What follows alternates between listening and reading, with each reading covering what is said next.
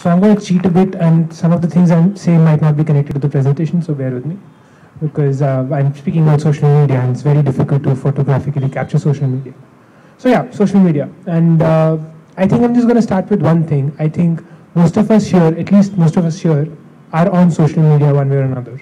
We don't know, we probably do different things. We probably engage with our favorite funny pages. We probably engage with our friends or our family, which is highly unlikely. So, but yeah. And when we're talking about social media for social change, there's one more thing that I would like to talk about. Social media might be about likes and shares, but social change is about engagement and depth.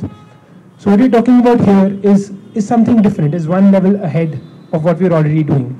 Can we then use something that we're already using to better engage with other people? Because we often tend to think of this social media as a creature in itself, as something that is overpowering us. We're scared of it, to use it for social change, to use it for activism. I'm scared to go and say something online because my friends are there. But can we then use it in front of people who might not, sorry, these are just random images, people who might not understand the different ideas that we're taking out in the streets? Can we just say them to them on the internet where they're already there? And why do these things work? Because they're funny? Is that it? Or is the reason that they're funny what we're engaging with? What is this? I mean, this is an image of a cat. You look at it, it's an image of a cat. And yet, we are all going to engage with this. Because it's on the internet, because it's in front of us, and because it's really, really cute. But when we're talking about social change, can we then use these principles? Can we use this humor? Can we use this availability for our benefit? Can we, for not our benefit, for whatever we're working for, can we get people to really talk? And I think that is something that is seriously missing. We're not talking enough. I'm really sorry about this. So yeah, so that's what I'm saying. I think the most beautiful part about the movement that recently happened at IndiaGate was that it was unstructured, that there was nobody leading it, that it was a movement of the people. And that is what social media hands to us in a platter.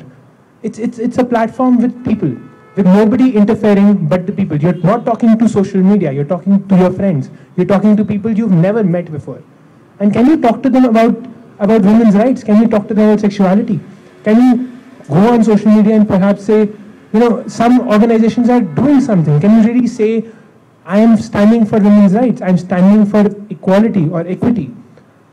You look at God's Terrat, you look at what Masbol has already done, and you look at blogs like Youth Ki Awaaz.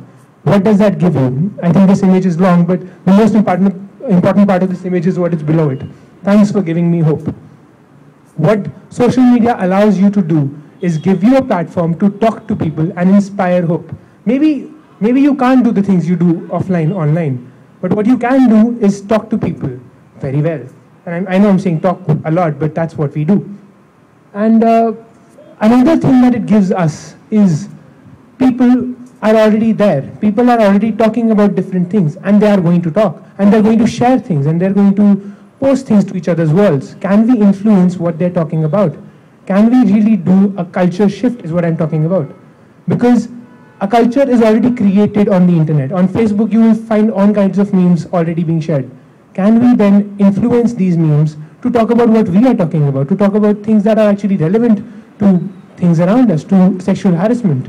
That's actually what God's Terrat does. And that's what I'm trying to talk about. I'm not talking about a space where you can reach out and give people messages. I'm talking about a space where you can really get people to talk to you, get people to engage even when they're sitting in the office or at work, because I'm sorry, that's what most of us do in work. We're on Facebook. So can we really get them to talk to us while they're working? And this is exactly what we've been trying to do at God's Terrat. It's not about the posters, and you see some of the posters that we made after this, but it's not really about the posters, it's about what you do with them.